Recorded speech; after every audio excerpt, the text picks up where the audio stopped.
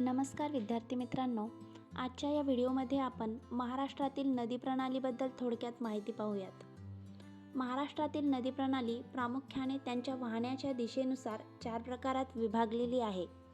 पूर्ववाहिनी नद्या, पश्चिम वाहिनी नद्या, दक्षिण वाहिनी नद्या व उत्तर वाहिनी नद्या।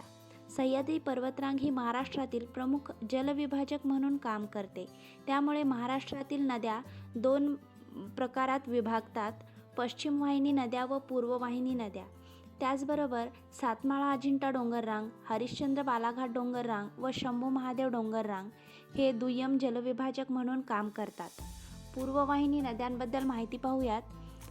सह्याद्री पर्वतामध्ये उगम पावणाऱ्या व दख्खनच्या पठारावरून पूर्वेकडे वाहत जाणाऱ्या नद्यांना पूर्व वाहिनी नद्या असे म्हणतात।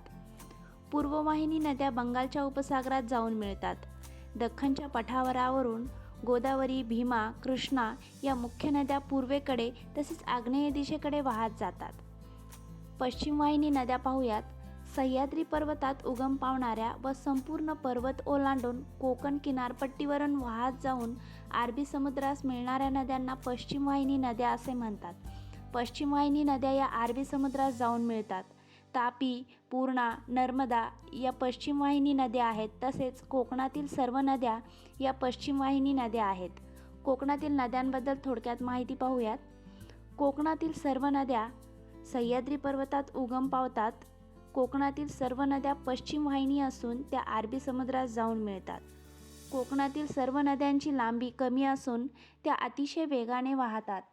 उल्हास ही कोकणातील सर्वात जास्त लांबीची पश्चिम वाहिनी नदी आहे, तर वैतरणा ही कोकणातील दुसऱ्या क्रमांकाची पश्चिम वाहिनी नदी आहे।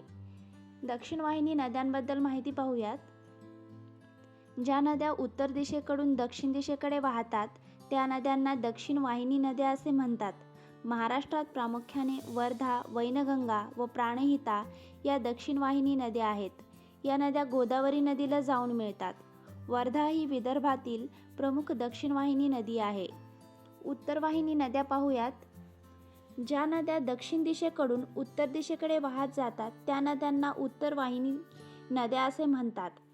वाघूर, गिरणा, पांझरा, काटेपूर्णा या उत्तर वाहिनी नद्या आहेत। या नद्या तापी नदीच्या उपनद्या आहेत। महाराष्ट्रातील नदी प्रणालीबद्दलची ही माहिती जर आपल्याला आवडली असेल तर व्हिडिओला लाईक, शेअर व सबस्क्राईब नक्की करा।